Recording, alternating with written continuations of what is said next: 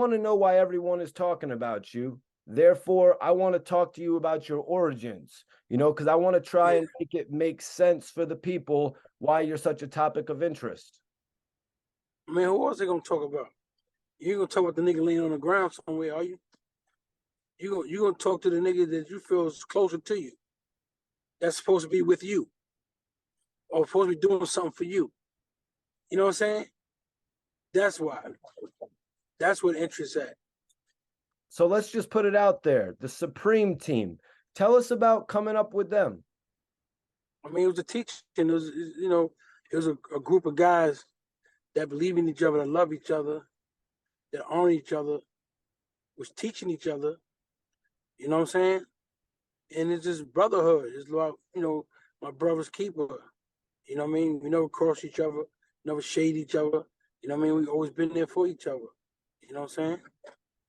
So me growing up as a youth with that, that was my family. You know what I'm saying? That was where my teachings come from. So can you tell me, Bimmy, what year did you actually start coming outside? Me, 84. 84, I remember 84. You yeah, you were saying that you had seen Run DMC in like 83 when you was on the block. I think you said in one podcast. Yeah, I ain't had nothing. But yeah, back then, 83, I ain't had nothing. That's when I wanted the Def Jam jacket and all that. You know what I'm saying? I seen the Def Jam jacket. I ain't know I was gonna go in the streets. You know what I mean? That came after that. When I seen the jacket, I wanted the Def Jam jacket. At a certain point, Supreme McGriff was locked up and you stepped up. What happened as far as the chain in leadership when he got locked up, and how did you step up? Be the man that I am, the man that I was taught to be. You know what I'm saying? What I was raised. You know what I'm saying? Once my philosophy is once a good follower becomes a great leader. You know what I mean? So me being a good follower, I became that great leader and taking leadership as well as my man Big Black Just. You know what I'm saying? Both of us.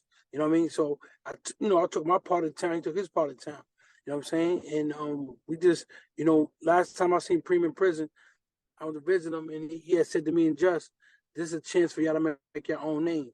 You know what I'm saying? So when he told us that, nigga, I went. You know what I'm saying? He just went. And that's what we did. We made names for ourselves. I was hearing you say that you would ride around with Preem, pretty much going everywhere with him before he eventually gave you a block. Yeah. I was with him every day. You know what I'm saying? Every day teaching me certain things in life and, morals, principles, even about women. I wasn't getting no women back then. I had no girls. You know what I'm saying? It was all new to me. You know what I'm saying? I was playing basketball.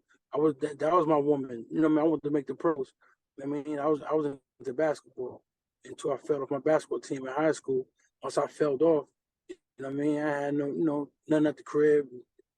Refrigerator empty. You know what I mean? I ain't got no clothes. I ain't got no sneakers. I ain't got nothing, bro. I was tapped out. You know what I mean? I never had in my mind to go take anything because I don't feel as though, if a nigga work all day and you come take it, you got an enemy for life. You don't know when that enemy gonna come. You don't know who your enemy is. Like me personally, I always knew who my enemy was. I never would do was guessing and saying who was my enemy. I know who my enemy is. You know what I'm saying? And I make it that way through my life. So I don't get across, crossfire, or I won't be in the mix when you catch me this way, that way. You know what I mean? I know who you are. Bimmy, can you tell me about Bang'em Smurf? He was from Queens. He was a G-Unit associate. Did you ever run into him? A few times, but I don't really know Smurf like that. You know what I mean? I don't really know him. Like, you know what I'm saying? I really don't know him like that, bro. Word, that's my OG right there, man. Smurf and me. Yeah, yeah. I know a lot about him. He's a good dude. You know what I mean? Me and Smurf talked before. I talked to Smurf. Good dude. You know what I mean? Good dude. Free domination while we're on it. I know domination. You know what I mean? I know domination. Free domination. I definitely know domination. Yep, free down. I remember from the Lost Boy days. Lost Boy days. You know what I'm saying? Facts. That's how you knew him, through the Lost Boys and all that. Cheeks. Yeah, man. Come on, Freaky Tie, Cheeks, Big. You know what I mean? I used to move with them guys. You know what I'm saying? Those Cheeks was in the park with me. Before you even got a record deal, Cheeks in the park with me rhyming. As well as Fredro from Onyx. You know what I'm saying? All them dudes. Salute to both of them, man. The Fredro, There's no question. that's my guy right there. And Mr. Cheeks, we done smoked out a whole room together, man. That guy Yeah, smokes. yeah. They do Oh, it. Yeah. You know, RP Freaky Ty too. right. R.I.P. to Freaky Ty. Would Freaky Ty have taken on a solo rap career, Bimmy? He was. Hell yeah. He was. Can you tell me when you first met 50 Cent and did you immediately see his raw potential? Yeah. Yeah. I met 50. We was in, I think we was in the projects because my man Just was taking care of him. You know, bought the first boxing gloves, all that type of stuff. He was boxing. I mean, he Right. was boxing. You know, he was about his thing, and he was sticking shit up. I said, Just, yo, why you fucking with him, man? That nigga sticking shit up, man. I knew what he was. You know what I'm saying? And then, and then later on, I saw him get into his career, rapping and stuff. And then, one day we was in the studio with Mariah's Carey group, Aloha, and her other group, the Negro Leagues. And for some reason they was beefing. 50 told nigga, I'm punching your face.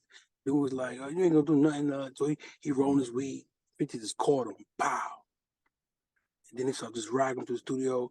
And I said, yo, when I moved over there, I said, yo, break this up, yo, break it up. And he said, yo, y'all niggas trying to jump me? He said, jump you. I said, nigga, I'm saving you. This nigga's killing you. You know what I'm saying? I said, I'm saving you.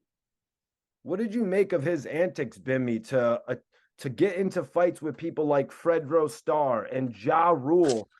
No artist from New York had ever done that before, to my knowledge. He made his way.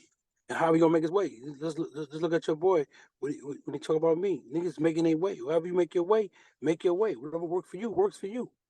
Whatever outcome of it comes, it comes. You know what I'm saying? If it's consequences, whatever it comes, it comes. But you make your way. You know what I'm saying? He made his way. Look at him now. Big Facts. mogul.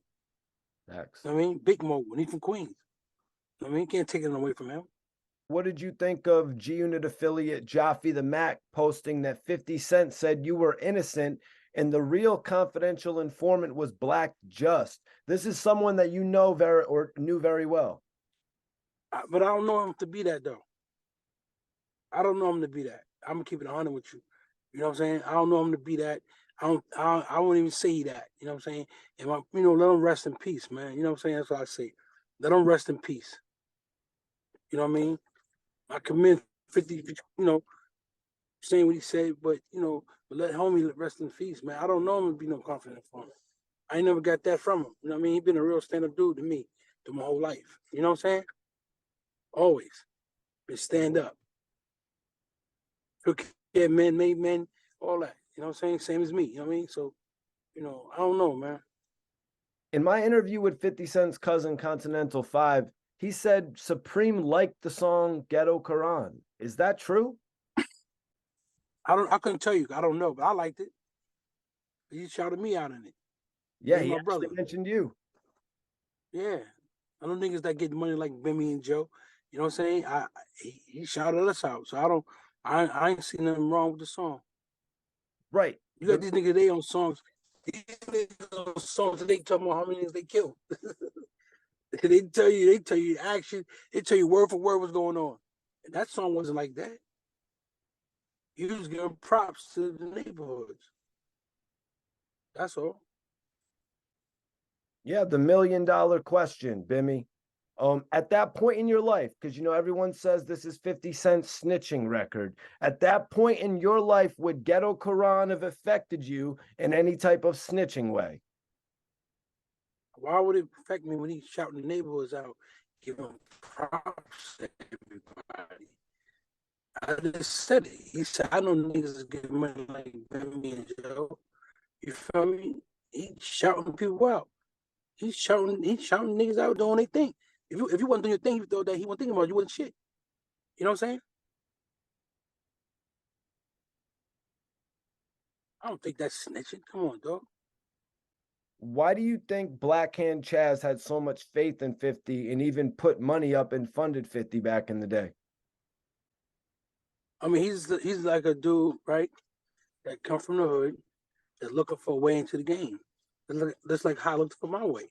Everybody, like I say, everybody have their way. You know what I mean? They way, we all dealt different cards. His cards were dealt 50 color of artists, you know what I'm saying, that he get in the game with. And that's the way his way in. So he's seen 50 his way in. So he put his cards in his hands. In Many Men, 50 said, Slim switched sides on me. Do you know what went wrong with them? Chaz is from Queens. You're from Queens. Yeah, I really don't know about that because I'm gonna tell you something to you. Even though I'm from Queens, a lot of inside business I don't know. Cause I don't involve myself. You know what I'm saying? Because I don't like being in conversations. So I'm not gonna be in anybody else's conversation. All right, so I got these things that I just want to ask you about. It's you got to pick one, but I mean you could do whatever you want. You know what I mean? You're Bimmy, but I want to ask you, got to pick one. Tupac or Biggie? Both. Any explanation? You could throw in an explanation if you want as well. Because I want to party and bullshit, I go to Big. If I want to get serious, I want to get some real topics, I go to Pop. All right, Nas or Jay-Z? I mean, you know I go to Queens, homie. Death Row or Bad Boy? Death Row. Queensbridge or Left Rack? Queensbridge.